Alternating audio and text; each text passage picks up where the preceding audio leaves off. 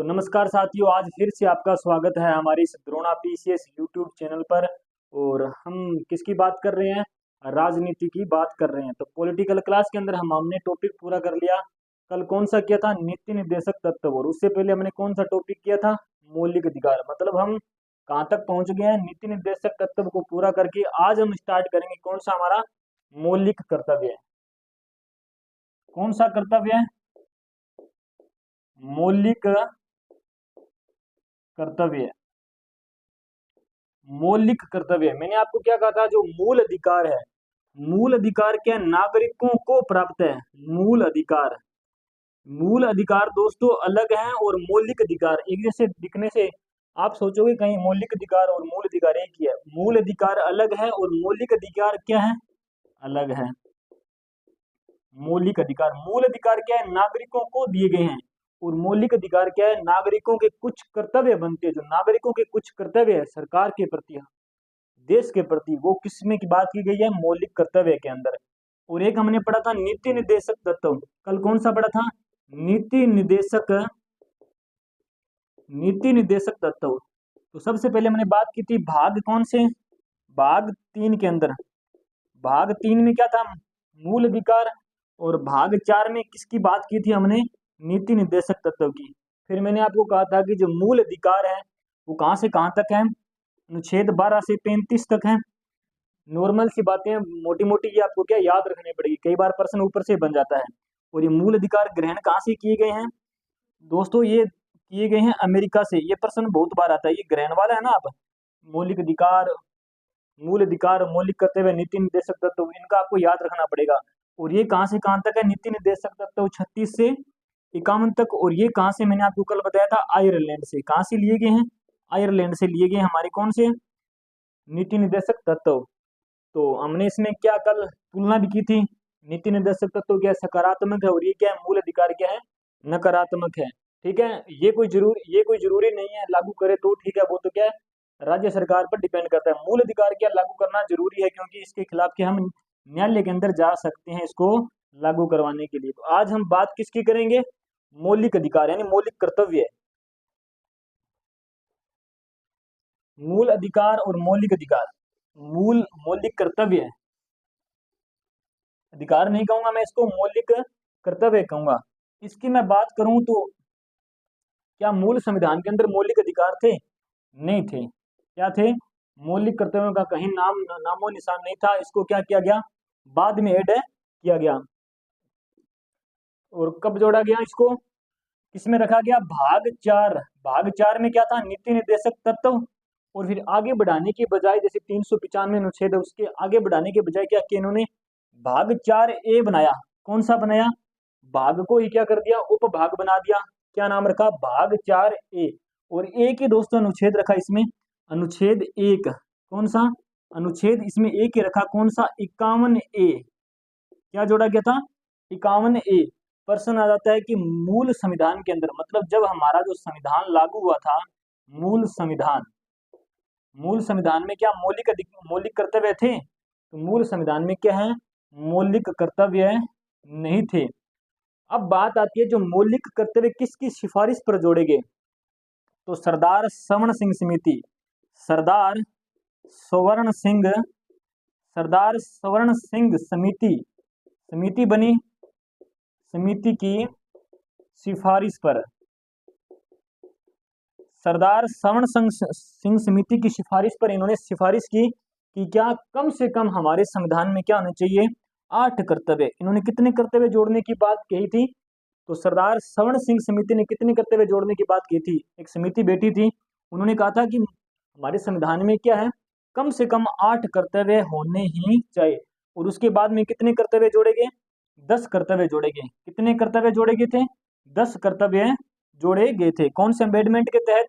42वां संविधान संशोधन हुआ था 1976 के अंदर। 42वां अमेंडमेंट 1976 के अंदर कितने मौलिक कर्तव्य जोड़े गए थे? 10। और एक जो 11वां मौलिक कर्तव्य जोड़ा गया था वो 86वां संविधान संशोधन 2002 को जोड़ा गया था, जो बच्चों से संबंधित था।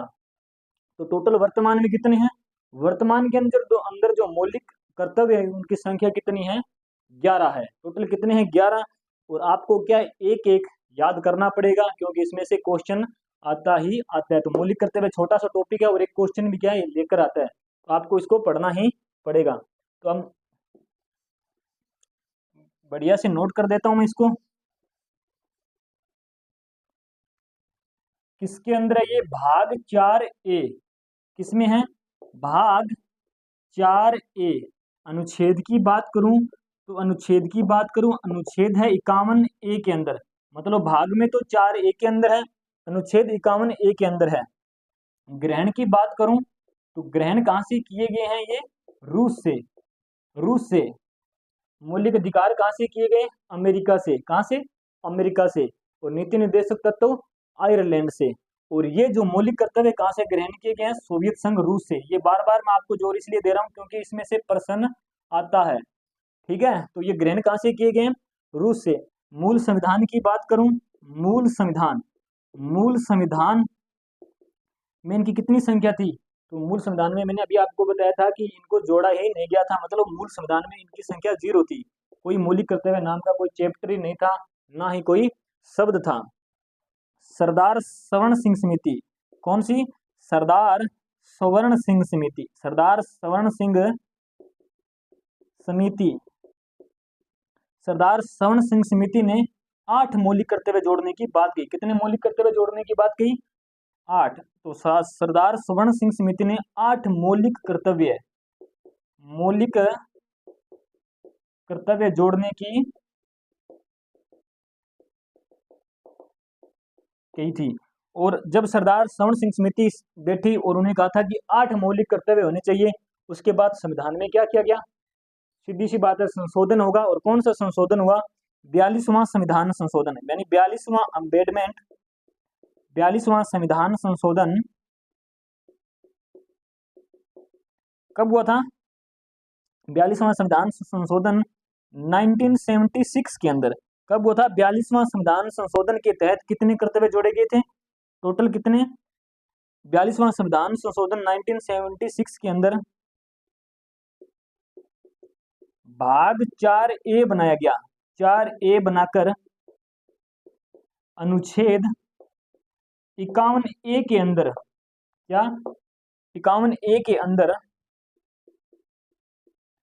10 कर्तव्य जोड़े गए। कितने? 10 कर्तव्य जोड़े गए। कितने कर्तव्य जोड़े गए थे? 10 कर्तव्य। और जो 11वां मौलिक कर्तव्य था उसके लिए हुआ था 86वां संविधान संशोधन। कौन सा?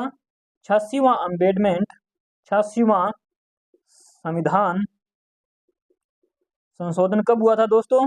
ये हुआ था 2002 को। इसके तहत 11वां मौलिक कर्तव्य जोड़ा गया।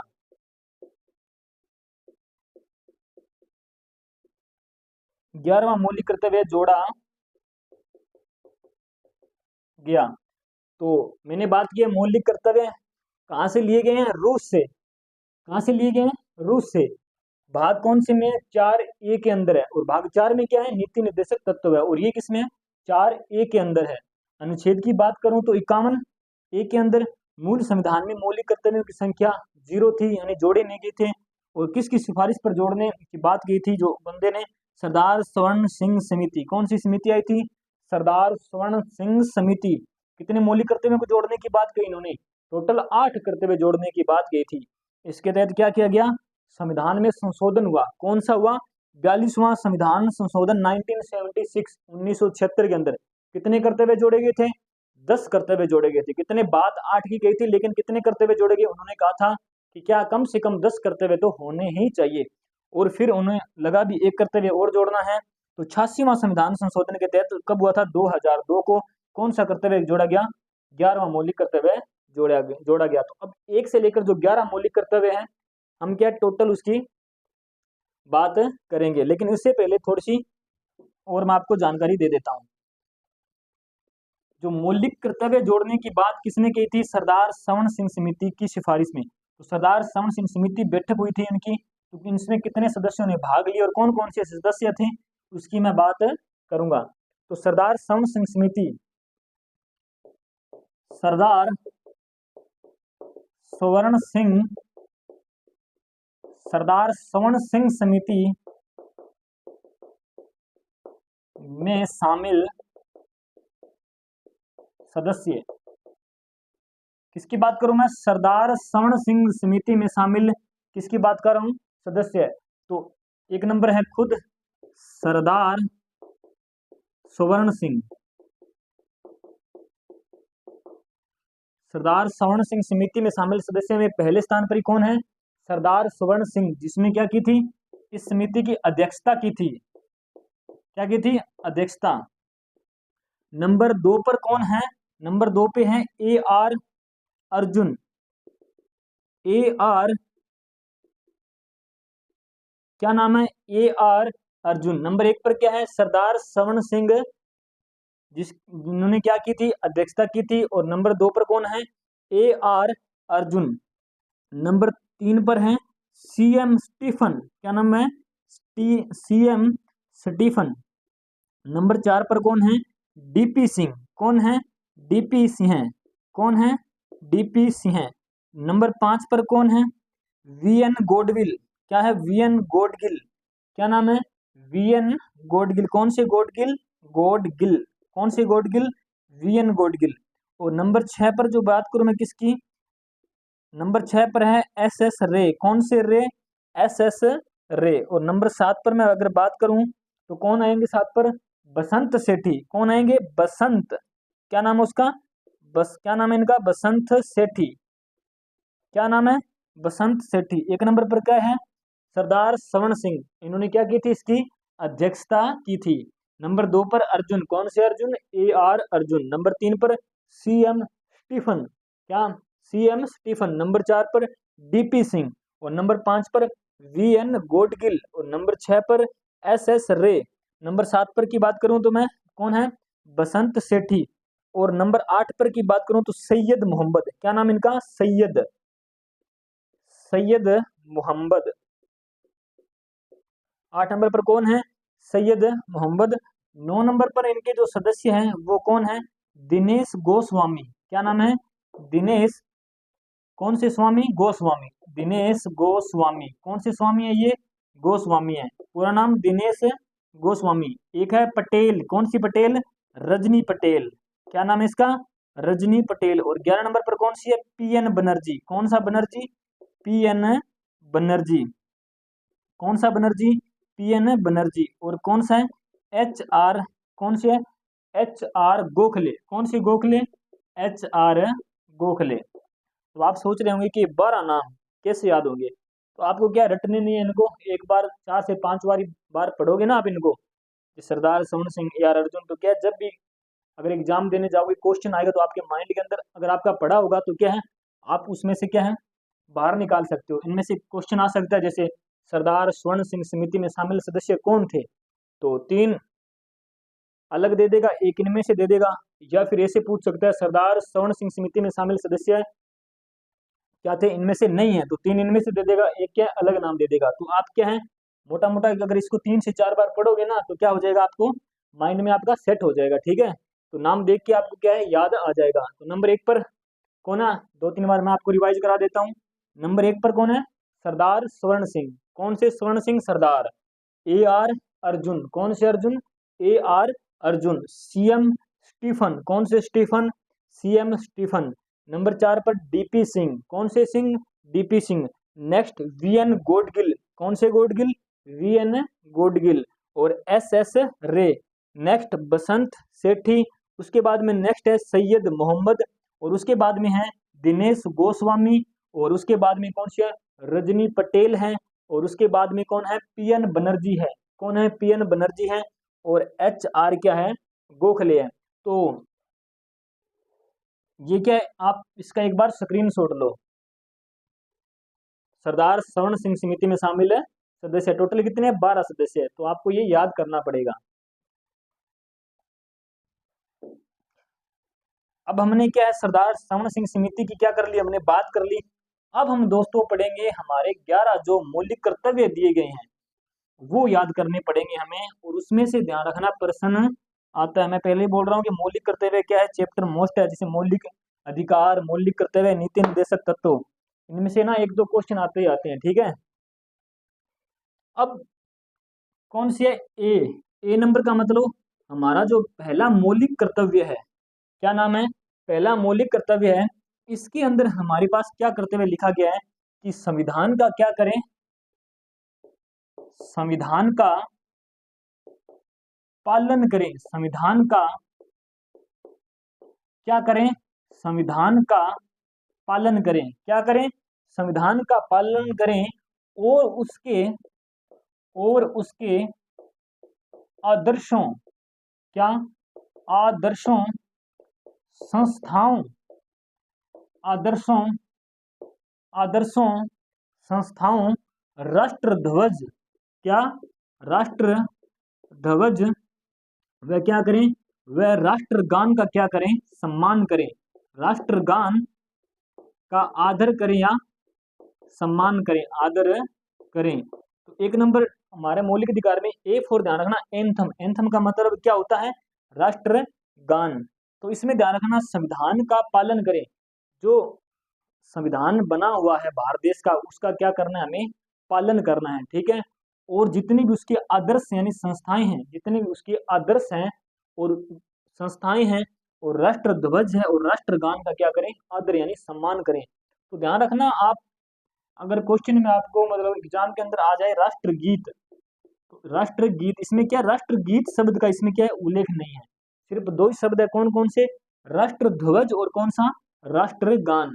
तो इसमें क्या? राष्ट्रगीत शब्द नहीं है, ओनली फॉर राष्ट्र ध्वज और राष्ट्रगान शब्द जोड़ा गया है। तो क्या? संविधान का पालन करें और उसके आदर्शों, संस्थाओं, राष्ट्र ध्वज व राष्ट्रगान का क्या करें?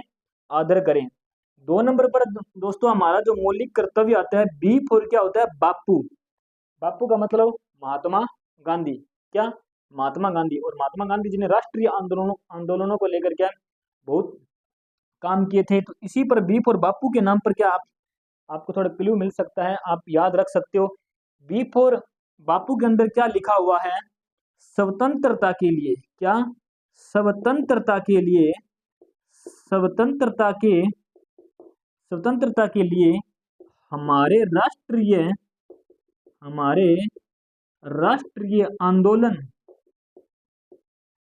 आंदोलन को क्या? स्वतंत्रता के लिए हमारे राष्ट्रीय आंदोलन को प्रेरित करने वाले उच्च आदर्शों को हृदय में संजोए रखे वह उनका पालन करें।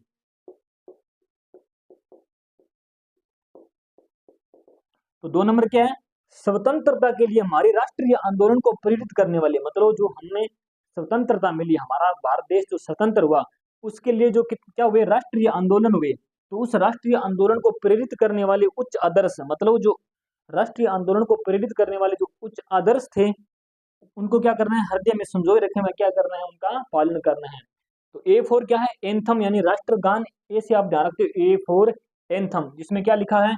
संविधान का पालन करें। पहली लाइन क्या लिखी हुई है? संविधान का पालन करें और उसके आदर्शों, संस्थाओं, राष्ट्र ध्वज और राष्ट्रगान का क्या करें?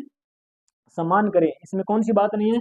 राष्ट्रगीत शब्द नहीं, ध्यान रखना। आपको क्वेश्चन में मार्क दे सकता है वहां पर राष्ट्रगीत शब्द लिख के। तो आपको क्या गौर से ध्यान रखना है, दो ही शब्द है, राष्ट्र ध्वज और क्या? राष्ट्रगान। बी नंबर पर आप जैसे बी फॉर बापू, तो मतलब स्वतंत्रता के लिए हमारे राष्ट्रीय आंदोलन को प्रेरित करने वाले उच्च आदर्शों को क्या है? हृदय में संजोए रखें, वह क्या करें? उनका पालन करें। सी नंबर पर आप ध्यान रख सकते हो, सी नंबर के अंदर क्या लिखा हुआ है? भारत की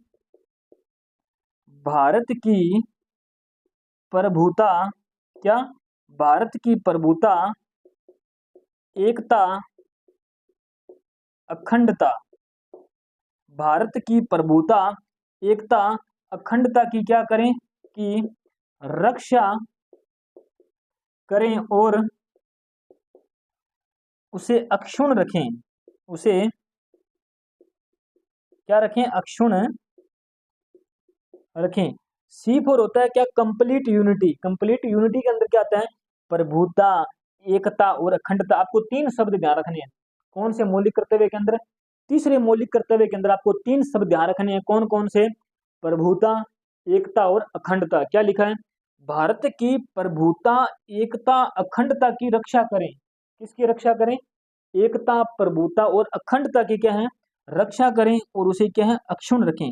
C4 मतलब कंप्लीट यूनिटी, मतलब तीनों आ गए इसमें, प्रभुता, एकता और अखंडता।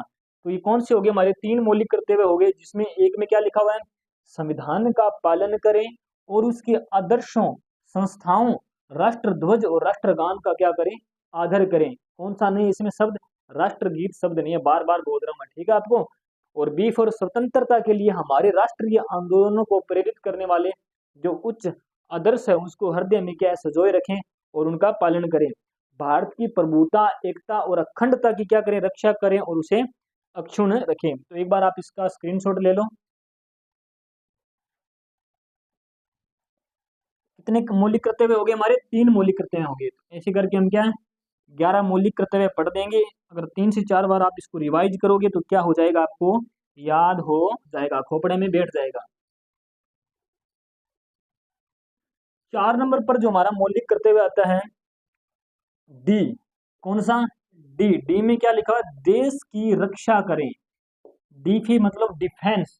डिफेंस का अर्थ क्या होता है, रक्षा होता है। डी से आप ध्यान रखते हो, जैसे डिफेंस, डी फॉर डिफेंस, याद रखना कैसे रख सकते हो आप, देश की रक्षा करें। क्या करें, देश की रक्षा करें। डी फॉर डिफेंस, डिफेंस का अर्थ क्या होता है, देश की रक्षा करें और आह्वान किए जाने पर, क्या आह्वान किए जाने पर राष्ट्र की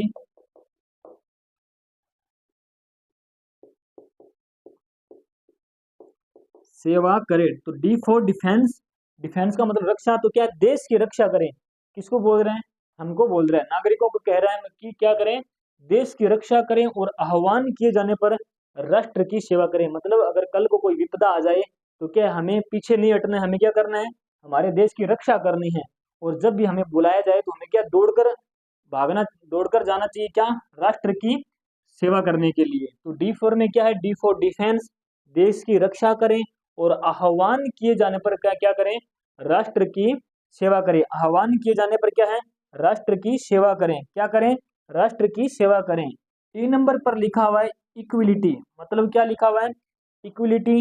भारत के 5 नंबर में मौलिक कर्तव्य में क्या है, भारत के सभी लोगों में, भारत के सभी लोगों में समरसता यानी समानता, समरसता और भारत के सभी लोगों में समरसता और भ्रातृत्व की भावना का विकास करें, भावना का विकास करें, जो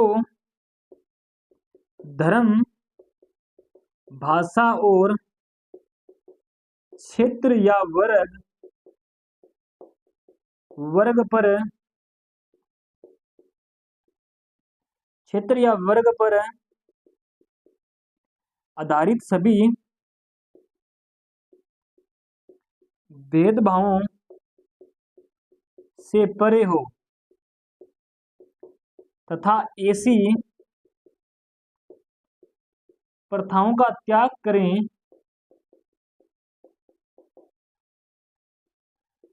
कौन सी प्रथाओं का त्याग करें, ऐसी प्रथाओं का त्याग करें जो स्त्रियों की क्या, सम्मान के विरुद्ध हो, स्त्रियों के सम्मान के विरुद्ध हो। तो 4 में क्या लिखा है, भारत के सभी लोगों में क्या समरसता, ई फॉर इक्वलिटी मतलब समानता। तो समरसता का अर्थ होता है समानता।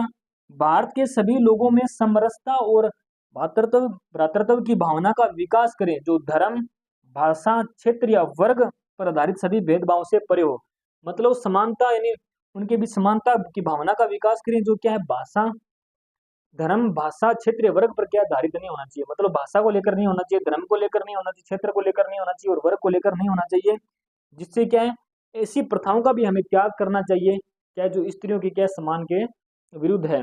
तो क्या हमें स्त्री औरतों का क्या करना चाहिए, सम्मान करना चाहिए। तो डी फॉर डिफेंस, रक्षा, देश की रक्षा करें और आह्वान किए जाने पर क्या करें, राष्ट्र की सेवा करें। और भारत के सभी लोगों में समरसता और भ्रातृत्व भावना का विकास करें, जो धर्म, भाषा, क्षेत्र या वर्ग, चार शब्द आपको क्या रखने हैं यहाँ पर ध्यान रखने हैं, क्षेत्र वर्ग पर आधारित सभी भेदभावों से परे हो तथा ऐसी प्रथाओं का त्याग करें जो स्त्रियों के सम्मान के विरुद्ध हो। तो कितने मौलिक कर्तव्य हो गए हमारे, कितने, 5। तो हम एक बार आप इसका स्क्रीनशॉट ले, आगे बात करते हैं।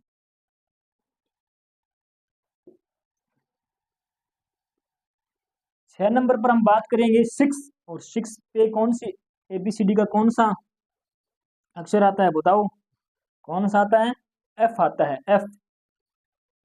और F का अर्थ क्या होता है, फैंसी, कल्चर। F कितने पर आता है, 6 पे आता है, ठीक है। और इसका है फैंसी कल्चर, क्या है फैंसी कल्चर, हमारी, इसमें क्या लिखा हुआ है, हमारी क्या, हमारी सामसिक संस्कृति, हमारी सामसिक संस्कृति, क्या लिखा हुआ है, हमारी सामसिक संस्कृति की गौरवशाली, हमारी सामसिक संस्कृति की गौरवशाली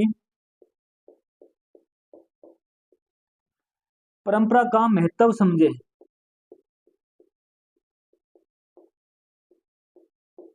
हमारे सामसिक संस्कृति की गौरवशाली परंपरा का क्या समझे, महत्व समझे, और उसका क्या करें, परीक्षण करें, और उसका परीक्षण करें।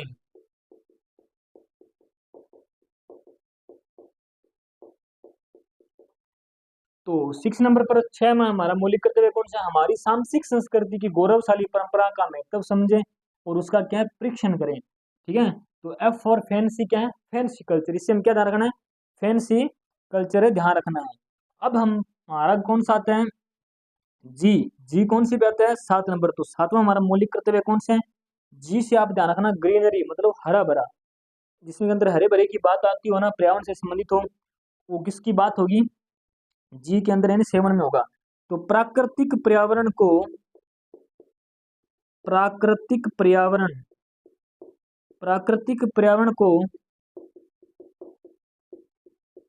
जिसके अंतर्गत वन, झील, कौन से वन, झील, नदी और वन्य जीव हैं, उनकी रक्षा करें और उसका संवर्धन करें। और प्राणी मात्र के प्रति क्या है, प्राणी मात्र के प्रति दया भाव रखें। तो क्या है, प्राकृतिक पर्यावरण को जिसके अंतर्गत कौन कौन आएंगे, वन, झील, नदी और वन्य जीव हैं, उनकी क्या है, रक्षा करें। मतलब प्राकृतिक पर्यावरण की हमने बात की है, और प्राकृतिक पर्यावरण के अंदर क्या कह रहा है कि वन है, हमें क्या करनी चाहिए, वन है उनकी रक्षा करनी चाहिए, झील है उनकी रक्षा करनी चाहिए, नदियों की रक्षा करनी चाहिए, और जो वन्य जीव है उनकी क्या रक्षा करनी चाहिए, मतलब इनका रख रखाव ऐसा हो कि, और उनकी रक्षा करें और उसका संवर्धन करें, और प्राणी मात्र के प्रति क्या है, दया भाव रखें। तो कौन सा है, F फॉर फैंसी कल्चर और G फॉर में क्या है, ग्रीनरी। तो 6 में क्या है, हमारी सामाजिक संस्कृति की गौरवशाली परंपरा का महत्व समझें और उसका परीक्षण करें, और प्राकृतिक पर्यावरण को जिसके अंदर वन, झील, नदी और वन्य जीव उनकी रक्षा करें और उसका संवर्धन करें, और प्राणी मात्र के प्रति क्या रखें, दया भाव रखें। तो आप इसका एक बार स्क्रीनशॉट लो।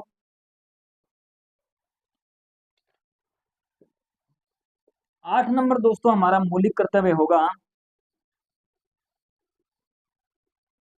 8 नंबर हमारा मौलिक कर्तव्य है एच में, एच में हमारा जो मौलिक कर्तव्य होगा, वैज्ञानिक वैज्ञानिक दृष्टिकोण, क्या वैज्ञानिक दृष्टिकोण मानववाद, मानववाद, क्या वैज्ञानिक दृष्टिकोण मानववाद और ज्ञानार्जन,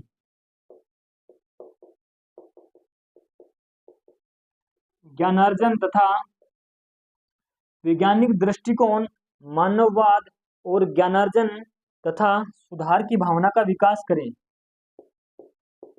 सुधार की भावना का विकास करें।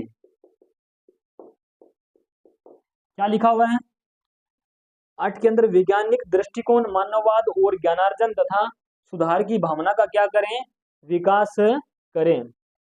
आई नोमा जो हमारा मौलिक कर्तव्य क्या है? नोमा अर्थ है इंडियन प्रॉपर्टी। इसमें क्या लिखा है? सार्वजनिक, सार्वजनिक जो संपत्ति है, मतलब जो सरकारी संपत्ति है, सार्वजनिक संपत्ति को सुरक्षित रखें। क्या रखें? सार्वजनिक संपत्ति को सुरक्षित रखें और हिंसा से दूर रहें। क्या? हिंसा से दूर रहें। तो इसमें क्या है? वैज्ञानिक दृष्टिकोण मानववाद और ज्ञानार्जन तथा सुधार की भावना का विकास करें। और 9 के अंदर कौन सा लिखा हुआ है? 9 के अंदर, और ये 8 नंबर हमारा, इसमें सार्वजनिक संपत्ति को सुरक्षित रखें और हिंसा से दूर रहें। सार्वजनिक संपत्ति का अर्थ है मतलब सरकारी, सरकारी जो खजाना है, कोई भी चीज है जो सरकारी होती है। जैसे कईयों की आदत होती है, जैसे रेलवे से आप सफर कर रहे हो, गवर्नमेंट रेल से, उसकी शीशे तोड़ कर ले आना, कैमरे ले आना, ठीक है। सरकारी स्कूल के कुछ भी जो सरकारी संपत्ति है उसको क्या कर देते हैं लोग, बेच देते हैं चुरा कर। तो वो क्या, ऐसा नहीं करना चाहिए। तो सार्वजनिक संपत्ति को क्या करना है? इसमें सुरक्षित रखना है। क्या करना है? उनको सुरक्षित रखना है। और क्या रहना है? हमें हिंसा से दूर रहना है, मतलब हमें लड़ाई झगड़ा क्या है नहीं करना है, ठीक है। अब जो हमारा 10वां मौलिक कर्तव्य है, कौन सा? 10वां मौलिक कर्तव्य, इसमें क्या है? जॉइंट। जे4 क्या होता है? जॉइंट होता है। व्यक्तिगत, क्या? व्यक्तिगत और सामूहिक, व्यक्तिगत और सामूहिक गतिविधियों, व्यक्तिगत और सामूहिक गतिविधियों के सभी क्षेत्र में, सभी क्षेत्रों में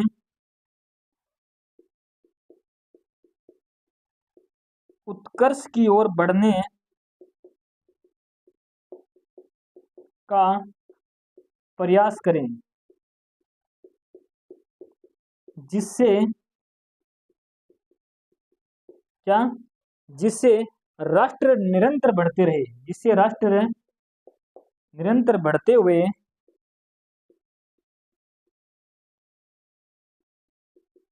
राष्ट्र निरंतर बढ़ते हुए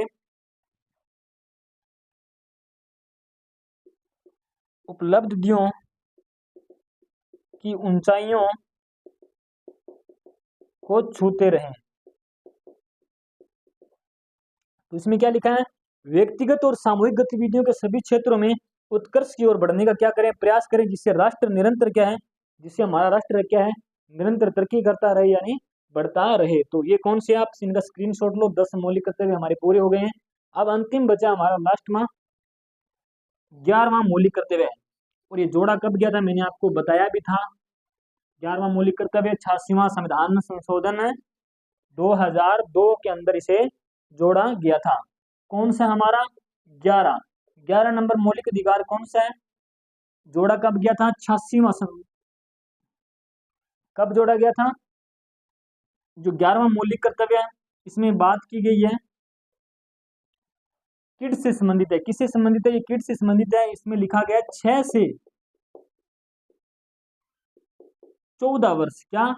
6 से 14 वर्ष के जो बच्चे हैं, उनके माता पिता का हक बनता है क्या कह रहे हैं? उनको शिक्षा दें, क्या? निरंतर उनको शिक्षा दे। तो 6 से 14 वर्ष की आयु के बच्चों, 6 से 14 वर्ष की आयु के बच्चों के माता पिता, माता पिता और 6 से 14 वर्ष की आयु के बच्चों के माता पिता और प्रतिपाल्य, जिनकी वो देख रेख के अंदर रह रहे हैं, मतलब जिनको वो पाल रहे हैं, प्रतिपाल्य, प्रतिपाल्य के संरक्षक, प्रतिपाल्य के संरक्षक उन्हें शिक्षा का अवसर प्रदान करें। उसमें क्या लिखा है, 6 से 14 वर्ष के बच्चे है ना, 6 से 14 वर्ष के बच्चों के माता पिता की है हक बनता है, मतलब उनकी जिम्मेदारी बनती है कि क्या करें, वो उन्हें शिक्षा का अवसर क्या करें, प्रदान करें। जो 42वां संविधान संशोधन 1976 को ना लागू पूछे ना कब हुआ था, 3 जनवरी 1977 को क्या हुआ था, लागू हुआ था। और ये जोड़ा गया था 86वां संविधान संशोधन 2002 को क्या जोड़ा गया था, इसको जोड़ा गया था। अब मैंने किसकी बात की है, टोटल 11 मौलिक कर्तव्यों की बात की है, और हमारा मौलिक कर्तव्य जो क्या है चैप्टर पूरा खत्म हो चुका है। कल दोस्तों हम बात करेंगे राष्ट्रपति की। क्या हमारा भाग 5 स्टार्ट होगा, भाग 4 क्या हमने कंप्लीट कर लिए हैं। भाग 1 में संघ उसका राज्य क्षेत्र, भाग 2 में हमने पढ़ी थी नागरिकता, भाग 3 में क्या पढ़ा था हमने, मौलिक अधिकार, और भाग 4 में मैंने बात की थी नीति निर्देशक तत्व, और भाग 4A के अंदर मैंने आपके सामने आज बात की है कौन सा, मौलिक कर्तव्य। और भाग 5 में क्या संघ सरकार की बात होगी, और संघ सरकार के अंदर अब 52 से स्टार्ट होगा, तो 52 में क्या होगा, हमारा एक भारत का राष्ट्रपति होगा। तो किससे स्टार्ट करेंगे, हम राष्ट्रपति से स्टार्ट करेंगे। तब तक की मिलते हैं कल। तो जय हिंद जय भारत।